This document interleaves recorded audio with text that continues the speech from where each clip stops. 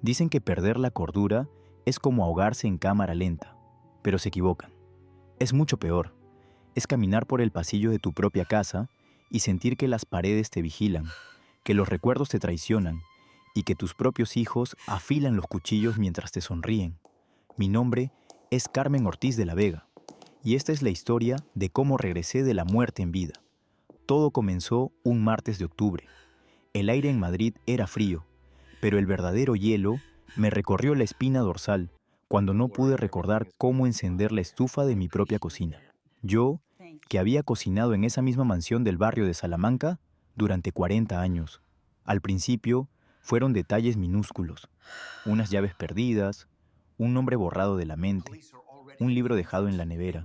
Cosas de la edad, mamá, me repetía mi hijo Alejandro, palmeando mi mano con una ternura que hoy me revuelve el estómago. Pero la niebla en mi cerebro se volvía cada vez más espesa. Había días en los que el jardín de 2000 metros cuadrados me parecía un laberinto desconocido y terrorífico. Me encerraba en mi alcoba, temblando, rogando a Dios que no me arrebatara la dignidad antes que la vida. El miedo te paraliza, te vuelve sumisa, te convierte en la presa perfecta. Y mis lobos, disfrazados de corderos compasivos, ya estaban dentro de la casa, preparándose para el banquete. No lo sabía entonces, pero mi pesadilla apenas acababa de empezar. La invasión no fue violenta. No hubo puertas rotas ni gritos en la madrugada. Fue silenciosa, envuelta en papel de regalo y falsas promesas de amor infinito. Apenas 3 días después de mi primer ataque de pánico en el jardín, Alejandro y mi hija menor, Elena, aparecieron en el vestíbulo con 6 inmensas maletas de cuero. «No podemos dejarte sola, mamá», me susurró Elena, abrazándome con tanta fuerza que casi me asfixia. Su perfume caro, un rastro empalagoso de jazmín y codicia, inundó el espacio. En menos de 48 horas, la mansión dejó de ser mía. Las decisiones cambiaron de dueño con una rapidez pasmosa. Despidieron a mi cocinera de toda la vida, doña Rosa, alegando que necesitábamos a alguien especializado en dietas estrictas para la tercera edad. Retiraron las copias de mis llaves de las puertas principales con la amable excusa de que podría desorientarme y vagar por las calles de Madrid en mitad de la noche. Cada rincón de mis 300 metros cuadrados de historia fue reorganizado, supuestamente, por mi propia seguridad. Yo los observaba desde el sillón de roble de mi biblioteca, anestesiada por esa constante niebla mental que me devoraba por dentro. Les creí. Creyendo ciegamente que sacrificaban sus brillantes vidas por cuidarme, les entregué el timón. ¡Qué ilusa fui! Mientras yo me hundía en la oscuridad de la confusión, ellos paseaban por mis pasillos, tasando mentalmente cada cuadro colgado en la pared. Estaban tomando medidas para mi ataúd legal, y yo misma les había abierto la puerta de par en par. La bruma en mi cabeza se hizo más densa durante la tercera semana de noviembre. Mis rutinas, que antes funcionaban con la precisión de un reloj suizo, se convirtieron en un rompecabezas al que le faltaban piezas vitales. La mañana del jueves, el pánico me asfixió al abrir el cajón principal de mi tocador de caoba. Mi collar de esmeraldas, la pieza única que mi difunto esposo me regaló por nuestro 40º aniversario, había desaparecido sin dejar rastro. Rebusqué frenéticamente entre el terciopelo burdeos, tirando al suelo decenas de anillos y pendientes de perlas que rodaron bajo la cama. No estaba por ninguna parte. «¿Qué buscas con tanta desesperación, mamá?», preguntó Alejandro, apareciendo en el umbral con una taza de té humeante y esa sonrisa condescendiente que ahora odio. Le hablé del collar con la voz rota y el pecho agitado. Él y Elena pasaron 2 largas horas fingiendo buscar por toda la enorme habitación, solo para intercambiar miradas cargadas de lástima teatral. Me convencieron de que lo había guardado en otro sitio y lo había olvidado, asegurando que mi memoria estaba colapsando. El terror absoluto me empujó a salir al jardín en busca de aire puro para calmar la ansiedad, pero el laberinto de rosales, que yo misma había diseñado hacía 30 años, se cerró sobre mí como una trampa mortal. Caminé desorientada bajo el sol implacable, incapaz de encontrar el camino de regreso al porche principal. Fui una extraña aterrorizada en mi propio hogar, mientras mis captores me observaban fríamente desde la ventana del segundo piso. Aquella misma tarde, Mientras yo aún temblaba en el sofá del salón principal, envuelta en una pesada manta de lana, llegó el golpe maestro de su macabro plan, un golpe envuelto en una bata blanca impecable y credenciales carísimas. El doctor Mendoza, un psiquiatra privado con una clínica exclusiva en el centro de Madrid, entró en la casa con un maletín de cuero oscuro y una expresión de empatía ensayada al milímetro. No me llevaron a un hospital público, no me hicieron pruebas neurológicas objetivas con escáneres o resonancias. Mis hijos lo trajeron a nuestro domicilio, controlando completamente el entorno y dictando la narrativa de mi supuesta locura. El médico me sometió a un interrogatorio humillante, plagado de preguntas infantiles. ¿En qué año exacto estamos? ¿Cuál es el nombre del presidente del gobierno? Mi mente, intoxicada por una niebla química que aún no comprendía, tartamudeó las respuestas de forma patética. Las palabras se me escapaban como agua entre los dedos temblorosos. El doctor Mendoza anotaba cada uno de mis fallos en su libreta con una lentitud desesperante, asintiendo con gravedad ante las miradas afligidas de Alejandro y Elena. «Doña Carmen», sentenció el médico, bajando la voz hasta convertirla en un susurro clínico y letal. «Los síntomas de deterioro cognitivo severo son innegables y avanzan con rapidez. Por su propia seguridad física, lo más compasivo es su ingreso inmediato en un centro psiquiátrico de reposo. El mundo dejó de girar. Un centro de reposo, un manicomio para ricos, donde nadie escucharía mis quejas. Mis hijos comenzaron a llorar lágrimas de cocodrilo mientras apretaban mis manos, sellando mi condena de muerte en vida. El golpe final a mi independencia llegó en forma de un pesado fajo de folios con membrete legal. Apenas 2 días después del infame diagnóstico del doctor Mendoza, Alejandro y Elena entraron a mi despacho privado, acompañados por un notario al que jamás había visto en mi vida. Mi abogado de confianza, el hombre que manejó los asuntos de nuestra familia durante las últimas 3 décadas, había sido misteriosamente apartado del caso por un supuesto conflicto de intereses. Me pusieron un bolígrafo de oro macizo en la mano derecha, que me temblaba sin control. Eran los documentos de incapacitación legal total. Unas cuantas firmas en la parte inferior de aquellas 25 páginas, plagadas de una jerga jurídica incomprensible, me despojarían por completo del control sobre mis cuentas bancarias, mis propiedades inmobiliarias y mis propias decisiones médicas. «Es solo una formalidad, mamá», murmuró Elena, apartándome un mechón de pelo gris de la frente con una suavidad que me produjo intensos escalofríos. «Solo queremos protegerte de los estafadores y asegurarnos de que no te falte ningún lujo en la clínica». Me miraban con esa falsa piedad, acorralándome contra el imponente escritorio de roble tallado. El notario, un hombre de rostro pálido y ojos esquivos, carraspeó impaciente mirando su reloj. Yo, abrumada por el zumbido constante en mi cabeza y una fatiga que me aplastaba los huesos, firmé ciegamente en todas y cada una de las líneas punteadas. Con cada trazo de tinta negra, entregaba voluntariamente el imperio que mi difunto marido y yo construimos a lo largo de 45 años de sacrificios. Me sentí como una prisionera firmando su propia sentencia de ejecución, ignorando por completo que el verdugo dormía bajo mi mismo techo.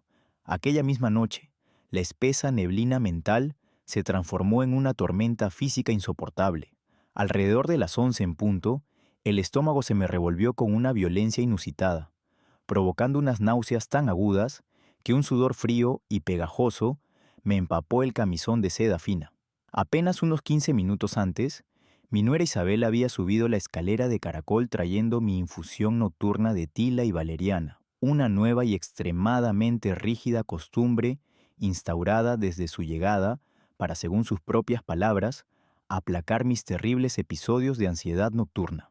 La taza de porcelana china descansaba sobre la mesita de noche, emitiendo un vapor de olor sutilmente metálico, un matiz amargo y extraño que mi paladar anestesiado apenas había empezado a notar. El instinto, ese susurro ancestral que sobrevive incluso cuando la razón se apaga lentamente, me gritó desde lo más profundo de mis entrañas que no diera ni un solo sorbo más. Con las 2 manos temblando violentamente y el corazón latiendo a 1000 por hora contra mis costillas, me arrastré con torpeza fuera de la enorme cama matrimonial. Agarré la taza por el asa caliente y, en un acto de desesperación pura, vertí todo el líquido oscuro y denso en la inmensa maceta de la Ficus benjamina que adornaba la esquina oscura de mi balcón privado. Lavé la porcelana en el baño de mármol, para no dejar rastro del líquido, y regresé bajo las pesadas sábanas, fingiendo un sueño profundo cuando escuché los pasos cautelosos de Alejandro en el pasillo, asomándose en silencio para comprobar si la anciana demente había tomado su medicina.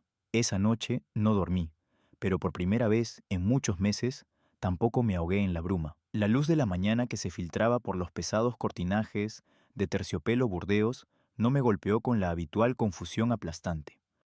Por primera vez, en casi 7 meses de agonía mental, abrí los ojos y supe exactamente quién era, dónde estaba y qué día de la semana marcaba el calendario. Era viernes. Mi cerebro, liberado de la pesada cadena química de la noche anterior, funcionaba con una lucidez afilada y dolorosa. Me incorporé sobre los codos, respirando hondo el aire frío de mi inmensa habitación de la segunda planta, sintiendo cómo la niebla se disipaba por completo. Sin embargo, la verdadera epifanía, el golpe brutal que me arrancó el aliento y me congeló la sangre en las venas, aguardaba en la esquina oscura de mi balcón privado. Me acerqué descalza sobre la gruesa alfombra persa y me detuve frente a la enorme maceta de terracota. El majestuoso Ficus benjamina, que había cuidado con esmero durante más de 15 años, estaba irreconocible. Las hojas, ayer verdes y vigorosas, colgaban ahora marchitas, teñidas de un repulsivo color marrón ceniza y desprendiendo un olor acre a tierra quemada. El té de tila y valeriana no era un remedio compasivo para la ansiedad, era un veneno lento y meticuloso, diseñado para pudrir mi cerebro y robarme la vida frente a mis propios ojos.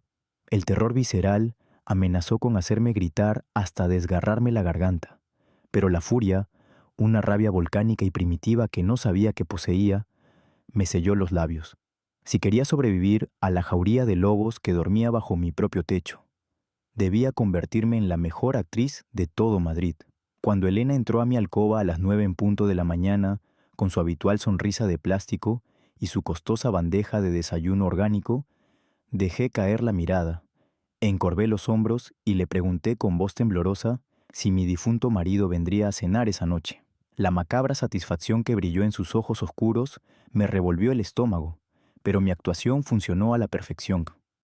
Convencidos de que mi demencia había alcanzado el punto de no retorno tras la supuesta dosis de la noche anterior, mis hijos y mi nuera Isabel se marcharon tranquilamente alrededor de las 11:30 para asistir a una lujosa comida de negocios en el centro de la ciudad. Me dejaron bajo la superficial vigilancia de la nueva y despistada empleada del hogar. En cuanto escuché el rugido del motor de su coche deportivo alemán alejarse por el camino de grava de la entrada, la anciana decrépita desapareció al instante. Me erguí por completo, con los sentidos alerta como una depredadora acorralada en su propio territorio, y comencé a recorrer en absoluto silencio los inmensos pasillos de mi mansión, decidida a encontrar de una vez por todas las pruebas del complot que se tejía en mi contra.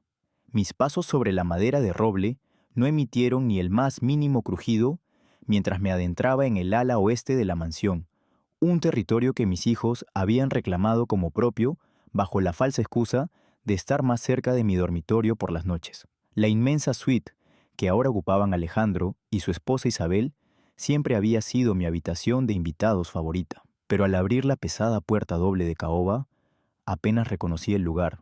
Habían arrancado el papel tapiz clásico para pintar las paredes de un gris frío y estéril, un reflejo perfecto de sus almas calculadoras y vacías. Mi instinto me guió directamente hacia el fondo del inmenso vestidor de Isabel, un santuario de vanidad atestado de bolsos de diseño y decenas de zapatos de seda que, con toda seguridad, habían sido pagados en secreto con el dinero de mis propias tarjetas de crédito. Con las manos sudando frío y el corazón latiendo desbocado en la garganta, aparté una gruesa hilera de abrigos de piel oscura, y allí, incrustada en el muro de yeso, detrás de un falso panel de madera, descubrí una moderna caja fuerte de acero pulido. Un escalofrío me recorrió la espina dorsal al observar el teclado numérico digital que parpadeaba con una luz roja intermitente en la penumbra. Isabel siempre había sido una mujer sumamente predecible, una arribista sin imaginación que adoraba aparentar un profundo respeto por nuestro linaje familiar. Por eso, cuando mis dedos temblorosos se acercaron a los botones, no tuve que pensar demasiado. Recordé que ella siempre fingía una devoción exagerada por la memoria de mi difunto marido para ganarse mi confianza. Así que marqué lentamente los 6 dígitos correspondientes al 12 de agosto de 1954, la fecha exacta de su nacimiento. Un pitido agudo y seco rompió el silencio sepulcral de la habitación, seguido inmediatamente por el pesado chasquido mecánico de los gruesos cerrojos de acero al ceder. Tiré de la manivela metálica y la puerta blindada se abrió con una suavidad aterradora, revelando sin piedad las entrañas del monstruo que me estaba devorando en vida. Lo primero que captó la escasa luz del vestíbulo fue el inconfundible destello verde de mi collar de esmeraldas, aquel mismo que Alejandro y Elena me habían ayudado a buscar por toda la casa durante 2 horas miserables, descansando ahora de forma burlona sobre una gruesa pila de billetes de 500 euros. Pero el verdadero golpe de gracia, el puñal helado que me atravesó el pecho y me dejó sin respiración durante varios segundos eternos, no fueron las joyas robadas ni el capital que estaban desviando de mis cuentas a mis espaldas. Justo al lado del estuche de terciopelo burdeos reposaba un pequeño frasco de cristal opaco, completamente desprovisto de cualquier etiqueta médica o marca comercial, equipado con un fino cuentagotas de vidrio transparente en la tapa. Mis piernas, que hasta ese momento crítico me habían sostenido con la fuerza de la adrenalina pura, flaquearon de golpe al asimilar la aterradora magnitud de su atrocidad. No se trataba de una simple negligencia médica, ni de una incapacitación apresurada movida por la avaricia. Mi propia sangre, el hijo que yo misma había llevado en el vientre durante 9 meses y al que había criado con devoción absoluta en esa misma casa madrileña, me estaba envenenando y asesinando gota a gota, noche tras noche, para heredar mi fortuna sin tener que esperar a que la naturaleza hiciera su trabajo. El peso de la traición me aplastó el pecho, arrebatándome el aire por un instante eterno, pero no derramé ni una sola lágrima. El dolor agudo se transformó rápidamente en un témpano de hielo afilado que se instaló permanentemente en mi corazón, congelando cualquier rastro del amor maternal que alguna vez sentí por ellos. Con un pulso sorprendentemente firme, volví a colocar el macabro frasco de cristal opaco exactamente en el mismo milímetro del estante donde lo había encontrado. Alicé el estuche de terciopelo burdeos de mis esmeraldas y cerré la pesada puerta de acero pulido de la caja fuerte hasta escuchar el chasquido sordo del seguro mecánico digital. Borré con la manga de mi bata de seda cualquier posible huella dactilar sobre el teclado numérico y abandoné el vestidor de Isabel con la agilidad silenciosa de un fantasma que recorre su propio cementerio. Regresé de inmediato a mi alcoba de la segunda planta. Me desordené el cabello gris a propósito y me senté frente al gran ventanal, fijando la mirada en un punto vacío del enorme jardín madrileño. Cuando escuché el motor del coche deportivo alemán rugir de vuelta en el camino de grava a las 5:30 de la tarde, la máscara de anciana senil e indefensa ya estaba perfectamente adherida a mi rostro de nuevo. Alejandro y Elena entraron apresuradamente al salón principal, trayendo consigo el odioso aroma del lujo y la hipocresía, para abrazarme con esa efusividad ensayada que ahora me provocaba puras náuseas físicas. Tuve que soportar estoicamente sus miradas cargadas de lástima condescendiente y sus absurdas preguntas infantiles sobre mi estado de ánimo, asintiendo con torpeza y fingiendo no recordar siquiera si había almorzado, mientras por dentro, mi mente lúcida y calculadora comenzaba a diseñar meticulosamente cada paso de mi venganza implacable. Sabía perfectamente que no podía enfrentarme a mis verdugos con las manos vacías, ni confiar en la policía de buenas a primeras, sin pruebas sólidas que respaldaran la palabra de una viuda al borde de la incapacitación legal permanente. Necesitaba aliados en las sombras, profesionales impecables, que no estuvieran comprados por el dinero sucio de mis hijos. La solución brilló en mi memoria intacta. Recordé de súbito una vieja caja de puros de madera de cedro que mi difunto marido había emparedado detrás de los pesados tomos de enciclopedias en la biblioteca principal de la mansión. Esa caja contenía una reserva secreta de 40.000 euros en efectivo para emergencias extremas, billetes antiguos de 100 y 500 que no dejaban absolutamente ningún rastro bancario electrónico. Aprovechando que la lluvia torrencial de aquella tarde de viernes obligó a toda la familia a encerrarse en la inmensa sala de cine del sótano, me escabullí hasta la biblioteca, extraje el dinero cubierto de polvo y descolgué el antiguo teléfono analógico del escritorio de roble, el único aparato de toda la casa que mis carceleros no habían intervenido por considerarlo una reliquia inútil. Con las manos sudando frío y la voz temblando ligeramente por la tremenda tensión acumulada, marqué de memoria los 9 dígitos del número telefónico de un prestigioso despacho de investigadores privados de la capital, cuyo anuncio había memorizado accidentalmente semanas atrás en las páginas salmón de un periódico económico que Alejandro había dejado olvidado en el comedor. Fingiendo ser una asistente personal nerviosa que organizaba una fiesta sorpresa a gran escala, logré concertar una cita secreta para el martes siguiente por la mañana, utilizando la inocente y elaborada excusa de que necesitaba renovar urgentemente todas las orquídeas del invernadero sur y requería la visita presencial de un paisajista experto para evaluar el terreno. El primer hilo de mi elaborada telaraña ya estaba tendido con éxito, y la presa acechaba pacientemente en la oscuridad, lista para devorar a quienes la creían muerta. El martes por la mañana amaneció con un cielo de plomo sobre Madrid, pero mi espíritu ardía con la precisión de un relojero suizo. A las 10 en punto, el timbre principal resonó en el vestíbulo. Era el supuesto experto en paisajismo, un hombre de unos 50 años, de mirada astuta y manos firmes, que se presentó bajo el falso nombre de Mateo. Para mi inmensa fortuna, Alejandro y Elena habían organizado un exclusivo partido de tenis en su club privado a las 11 de la mañana, dejándome a solas con la despistada empleada del hogar, a quien envié rápidamente al supermercado con una interminable lista de la compra inventada. En cuanto la pesada puerta de roble se cerró tras ella, la farsa del invernadero de orquídeas se desvaneció en el aire frío del inmenso salón. Le entregué a Mateo un grueso fajo de 20.000 euros en billetes de 500, un adelanto en efectivo que hizo desaparecer cualquier atisbo de duda en sus ojos estrictamente profesionales. Durante los siguientes 90 minutos, mientras yo vigilaba frenéticamente por los amplios ventanales del jardín delantero, el investigador se movió por mi casa con la agilidad de una sombra letal. Instaló minúsculas cámaras de alta definición, del tamaño exacto de la cabeza de un alfiler negro, camufladas magistralmente en las molduras de escayola de la cocina principal, entre las hojas de cristal de la inmensa lámpara de araña del comedor y justo sobre las estanterías de mi antiguo despacho privado.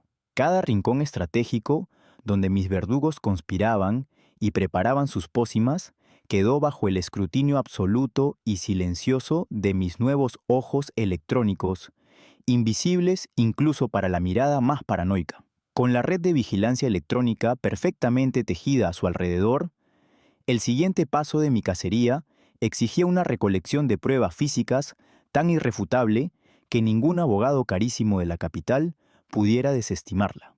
Mateo, antes de esfumarse por la puerta de servicio con la promesa sagrada de monitorear las grabaciones las 24 horas del día, me había deslizado discretamente en el bolsillo de la bata de seda un pequeño estuche de cuero negro que contenía 10 diminutos tubos de ensayo de cristal esterilizado. A partir de esa misma noche de martes, el humillante ritual de la infusión de tila y valeriana se transformó en mi arma secreta más destructiva. Cuando Isabel subía la escalera de caracol, a las 11 menos cuarto de la noche, balanceando la taza de porcelana china con su habitual sonrisa gélida y condescendiente, yo la recibía en la cama temblando bajo las pesadas mantas de lana, murmurando incoherencias infantiles para alimentar su repulsivo ego de cuidadora abnegada. En el preciso instante en que cerraba la pesada puerta de mi alcoba, creyendo que su veneno ya estaba haciendo el efecto deseado, yo saltaba del colchón con la agilidad que la furia desbocada me devolvía. Con un pulso digno de un cirujano, extraía exactamente 15 mililitros del líquido oscuro y amargo, sellando herméticamente el pequeño frasco de cristal antes de esconderlo en un hueco profundo que había tallado apresuradamente en el fondo del colchón matrimonial. El resto de la pócima letal terminaba, sin fallar una sola madrugada, alimentando la tierra podrida del pobre ficus benjamina de mi balcón privado. Con cada amanecer que pasaba, sin ingerir una sola gota de esa toxina infame, la espesa niebla química se disipaba por completo de mis neuronas, devolviéndome una lucidez mental afilada como un bisturí y una sed de venganza tan profunda que amenazaba con consumirme el alma entera. El jueves de la segunda semana de tormentas incesantes sobre el cielo gris de Madrid, la confirmación absoluta de mi sentencia de muerte llegó oculta dentro de un inofensivo sobre de papel manila. Mateo, mi sombra protectora, se había infiltrado de nuevo en la mansión disfrazado de un simple mensajero de paquetería urgente a las 12 del mediodía, burlando con una facilidad pasmosa el supuesto escudo de seguridad impenetrable que Alejandro y Elena presumían haber instalado en la puerta principal. Me entregó el sobre directamente en las manos temblorosas, mientras mis carceleros devoraban un festín de mariscos frescos en el inmenso comedor, celebrando por adelantado el inminente control total de mis finanzas. Me encerré con doble llave en el asfixiante baño de mármol de mi alcoba. Apoyé la espalda contra la fría puerta de caoba y desgarré el papel con la respiración entrecortada. El exhaustivo informe toxicológico, de 15 páginas, sellado por un prestigioso laboratorio independiente de la capital, detallaba con una frialdad clínica aterradora la composición exacta de la sustancia oscura y amarga que había estado ingiriendo durante casi 300 fatídicos días. No era un medicamento compasivo para calmar la ansiedad, sino una devastadora combinación sintética de escopolamina refinada y potentes antipsicóticos en dosis masivas, un cóctel químico indetectable en análisis de sangre rutinarios, diseñado milimétricamente para inducir alucinaciones severas, atrofia cerebral irreversible y un deterioro cognitivo tan acelerado que simularía a la perfección una demencia senil fulminante. Cada maldita gota de ese frasco de cristal opaco era un clavo más en el ataúd de mi cordura, una tortura psicológica prolongada que mis propios hijos habían orquestado con la sangre fría de los peores psicópatas de la historia. Aquella misma noche de jueves, mientras la lluvia golpeaba violentamente los inmensos ventanales de la mansión madrileña, la tecnología invisible de Mateo capturó por fin el trofeo definitivo de mi cacería implacable. Pasadas las 10:30 de la noche, mi tableta digital, escondida bajo el doble fondo del cajón de mi escritorio de roble, recibió una notificación silenciosa y encriptada con un fragmento de video en alta definición de apenas 120 segundos de duración. La minúscula cámara camuflada magistralmente en la moldura de escayola de la cocina principal me devolvió una imagen tan nítida y repugnante que estuve a punto de vomitar el escaso té negro que había cenado. En el centro de la inmaculada encimera de mármol blanco, Alejandro y su esposa Isabel preparaban mi habitual infusión de tila y valeriana con una naturalidad espeluznante. La grabación no tenía sonido directo, pero la excelente resolución visual me permitió leer perfectamente los labios de mi nuera mientras esbozaba una sonrisa cruel y retorcida, sacando del bolsillo de su carísima bata de seda el fatídico frasco de cristal opaco. Mi propio hijo, la misma carne de mis entrañas a quien amamanté hace más de 40 años, le devolvió una carcajada silenciosa, rodeando la cintura de su esposa con un brazo protector mientras ella vertía exactamente 5 gruesas gotas del letal veneno transparente dentro de la frágil taza de porcelana china. Brindaron en el aire con sus costosas copas de vino tinto, celebrando por anticipado la inminente venta de mi alma y mi patrimonio, ignorando por completo que el ojo electrónico e implacable de una madre traicionada y sedienta de venganza estaba grabando cada milímetro de su imperdonable atrocidad para utilizarlos como los barrotes de su futura celda de prisión. El horror que me había provocado la visión de mi hijo y mi nuera en la cocina apenas me dio un respiro, porque el abismo de la traición aún albergaba monstruos peores. A las 2:15 de la madrugada del viernes, mi tableta digital vibró de nuevo en la densa oscuridad de mi alcoba. Esta vez, La notificación encriptada de Mateo me alertó de un archivo de audio y video capturado por la diminuta lente incrustada en las estanterías de mi antiguo despacho privado, el santuario donde mi difunto marido y yo solíamos planificar el futuro de nuestra familia. La imagen nítida, en alta resolución, mostraba a mi hija menor, Elena, hundida en el sillón de cuero negro de su padre, con una copa de coñac francés en una mano y su teléfono móvil de última generación en la otra. Hablaba con una euforia desbordante y una frialdad sociopática que me heló la sangre en las venas. La tecnología de Mateo captó cada palabra de su venenosa conversación con su agente de inversiones. Elena, la misma niña a la que le leía cuentos antes de dormir hace 30 años, reía a carcajadas mientras detallaba sus planes inminentes para liquidar todas mis carteras de trading y acciones bursátiles en el momento exacto en que los falsos abogados firmaran mi internamiento psiquiátrico definitivo. Presumía abiertamente de que venderían esta histórica mansión madrileña a un consorcio hotelero por no menos de 15 millones de euros y que usaría su parte de la herencia manchada de sangre para mudarse a la costa y abrir su propia plataforma de especulación financiera. Escucharla tasar el precio de mi vida y mi cordura con la misma trivialidad con la que se compra un par de zapatos me rompió el alma en 1000 pedazos irreparables, pero también forjó la última capa de acero inoxidable sobre mi corazón.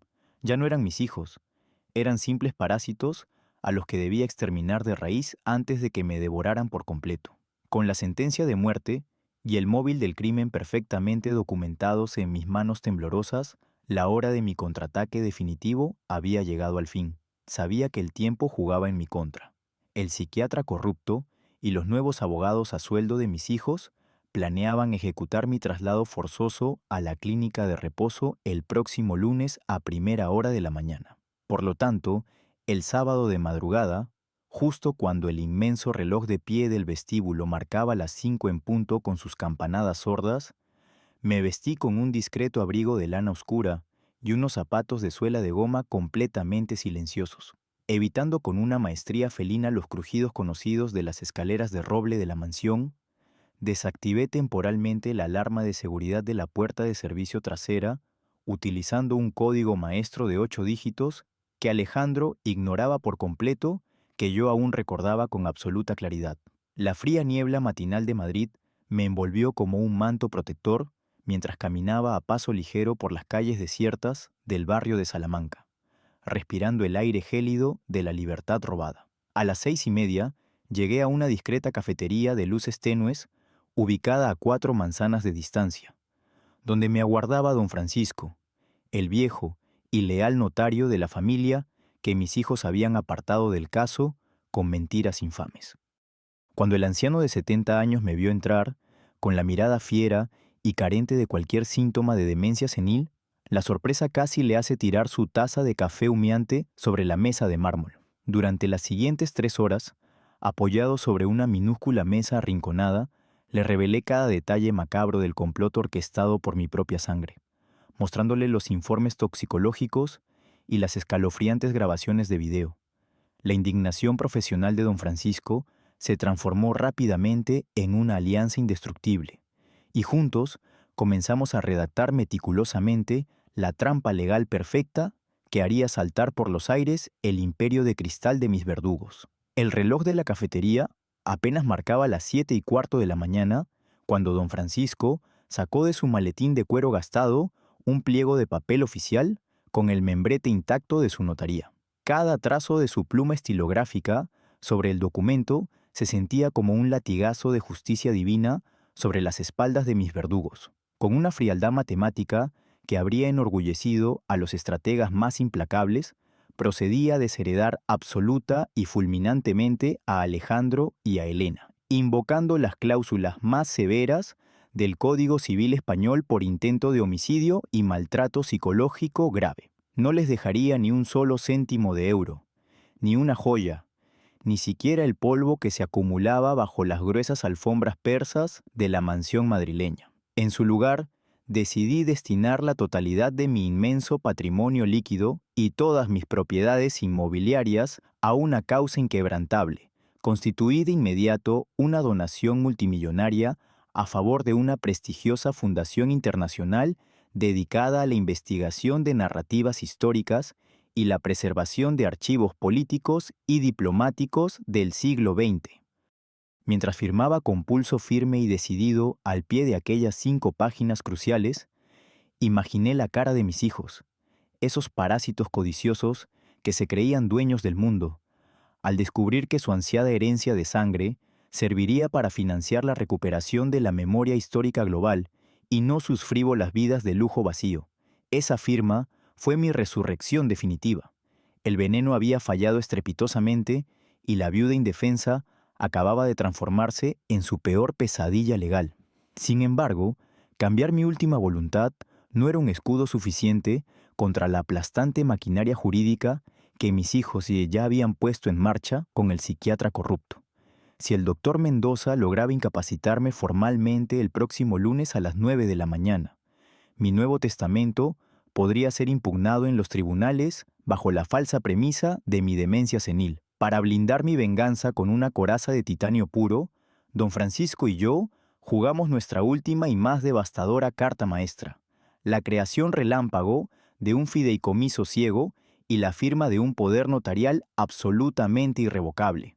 Transferí la titularidad de todas y cada una de mis cuentas bancarias, mis valiosas acciones bursátiles y la propia mansión del barrio de Salamanca a una entidad gestora externa, asegurando mis activos mediante un contrato hermético que entraba en vigor en ese preciso instante. Aunque lograran encerrarme en la peor celda del manicomio más oscuro de toda Europa, Alejandro y Elena ya no tendrían acceso legal ni a un solo billete de 5 euros para pagar las facturas de la luz.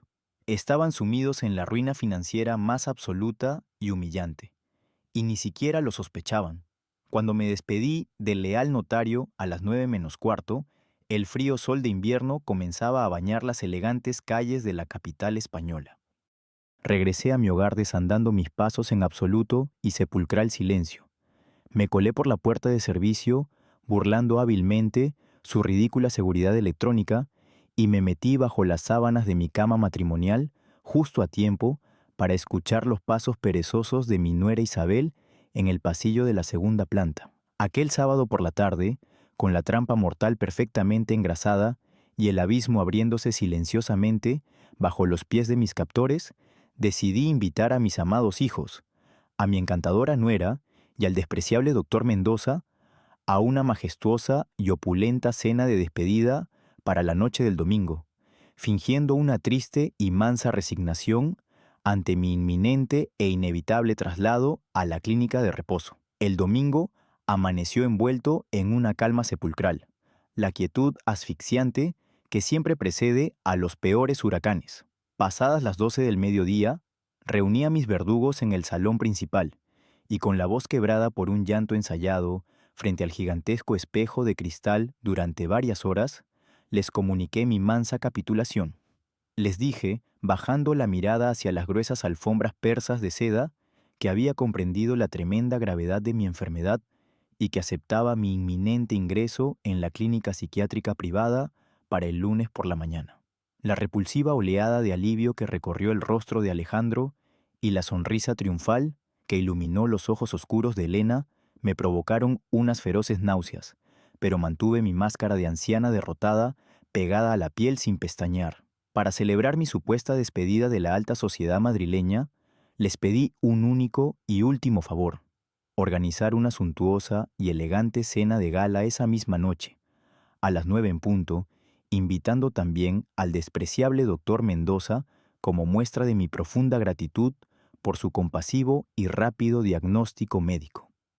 Mis hijos, embriagados por la inminente victoria y la falsa ilusión de tener mi colosal imperio económico asegurado en sus bolsillos, accedieron de inmediato con una condescendencia repugnante, encargando un opulento menú de 5 platos a uno de los restaurantes de alta cocina más exclusivos y caros de toda la capital española. Mientras ellos descorchaban frívolamente 2 botellas de champán francés de 600 euros cada una para brindar por su oscuro triunfo a mis espaldas, yo me encerré en mi alcoba de la segunda planta, repasando milimétricamente cada detalle letal de la trampa maestra que estaba a punto de cerrarse sobre sus cuellos. El enorme reloj de pie del vestíbulo marcaba cada segundo como un ensordecedor latido de tambor de guerra, y cuando las afiladas agujas de bronce rozaron las 9 menos cuarto de la noche, descendí por la inmensa escalera de caracol de roble, vestida con mi mejor traje de luto de seda negra, lista para oficiar el funeral en vida de mis propios descendientes. La atmósfera en el majestuoso comedor principal estaba cargada de una hipocresía tan densa que casi podía cortarse con un cuchillo de plata maciza. La mesa imperial de caoba antigua, iluminada por la luz dorada y vacilante de 80 velas aromáticas, albergaba a los 5 comensales en un macabro teatro de crueles falsedades. El doctor Mendoza, sentado justo a mi derecha, con su impecable traje italiano a la medida de 3.000 euros, me hablaba con ese tono infantil y edulcorado que los cobardes reservan exclusivamente para los seres indefensos, detallando las maravillosas y pacíficas instalaciones de su manicomio para ricos. Durante casi 2 horas interminables, soporté estoicamente las falsas y aburridas anécdotas familiares de Alejandro, las risitas cómplices y estridentes de Elena y las continuas miradas de desprecio velado de mi nuera Isabel, masticando cada bocado de aquel manjar exquisito con la paciencia infinita de una depredadora coronada. El clímax absoluto de la velada llegó exactamente a las 11:15 de la noche, cuando los camareros temporales se retiraron a las cocinas y mi nuera, cumpliendo su letal rutina nocturna con una asombrosa puntualidad suiza, se levantó de su pesada silla de terciopelo burdeos para servirme la fatídica taza de porcelana china humeante. Tu infusión especial para que descanses muy bien esta noche, mi querida suegra, murmuró Isabel con una dulzura asquerosamente venenosa, colocando la pócima letal, cargada de escopolamina, justo frente a mis manos temblorosas. Fue en ese preciso y glorioso milésimo de segundo cuando el terror fingido desapareció de mis ojos para siempre, reemplazado por un fuego gélido y despiadadamente calculador que paralizó por completo la respiración de todos los presentes en la sala. Con un movimiento rápido, sumamente elegante y carente de cualquier síntoma de demencia senil, aparté la frágil taza de porcelana hacia el centro de la mesa imperial con tanta firmeza que unas cuantas gotas del líquido oscuro mancharon irremediablemente el inmaculado mantel de lino blanco. Me erguí lentamente sobre mi silla alta, tallada a mano.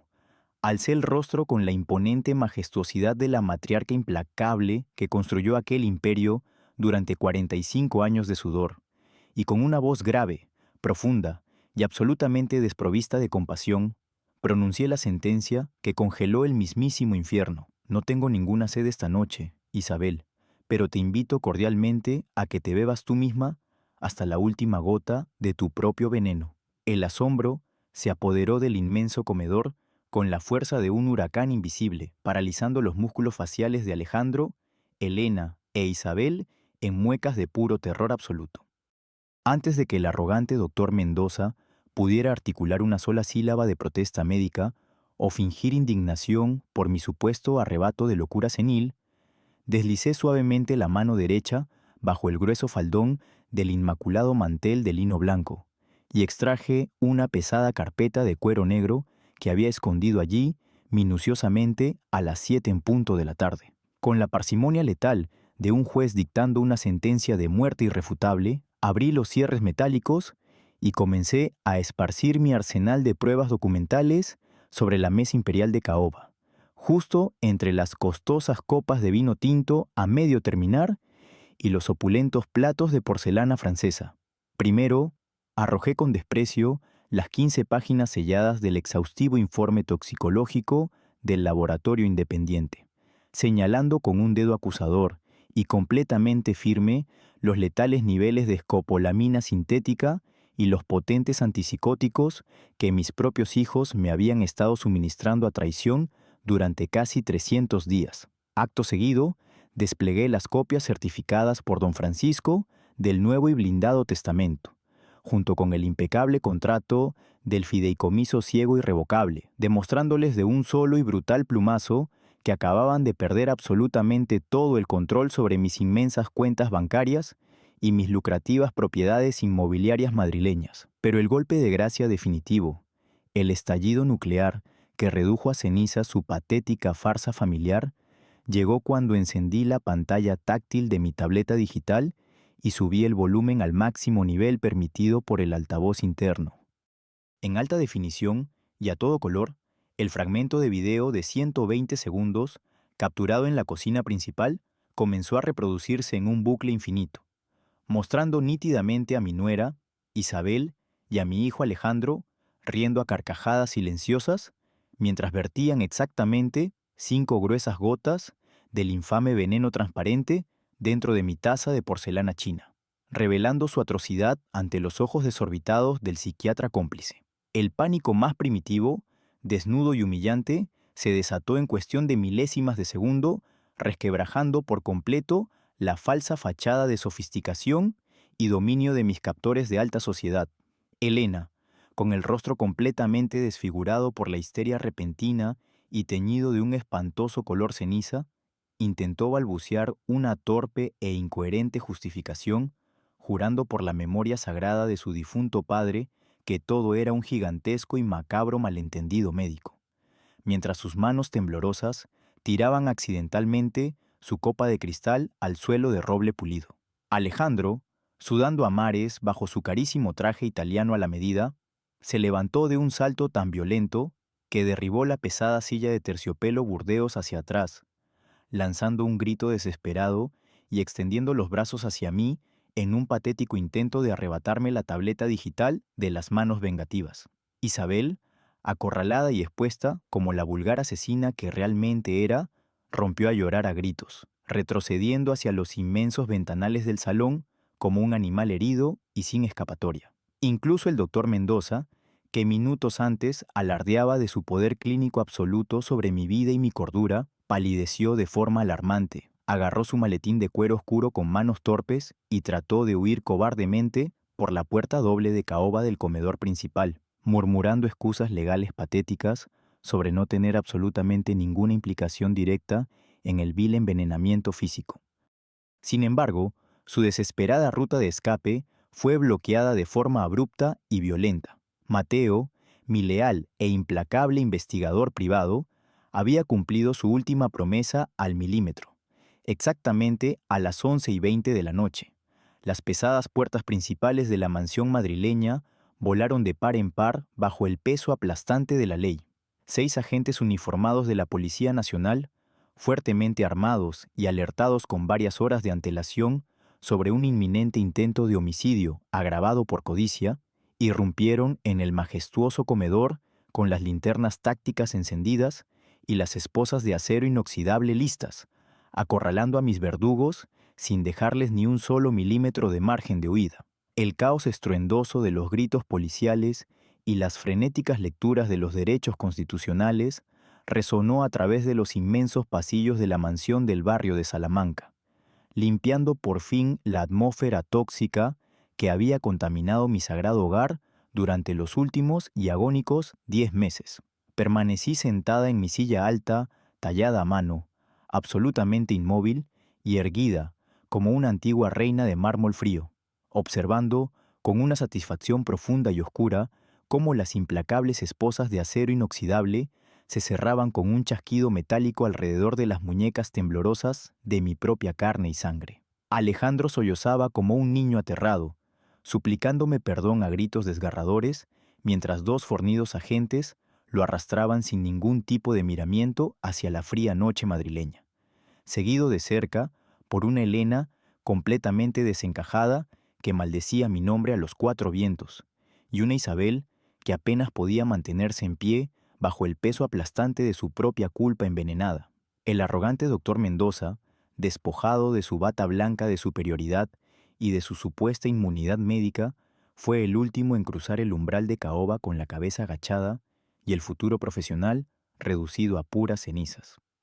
Cuando el inmenso comedor quedó sumido en un absoluto y liberador silencio, interrumpido únicamente por el lejano parpadeo azul y rojo de las sirenas policiales reflejado en los gruesos cristales de los ventanales, Mateo se acercó lentamente a mi lado con una leve sonrisa de profundo respeto profesional.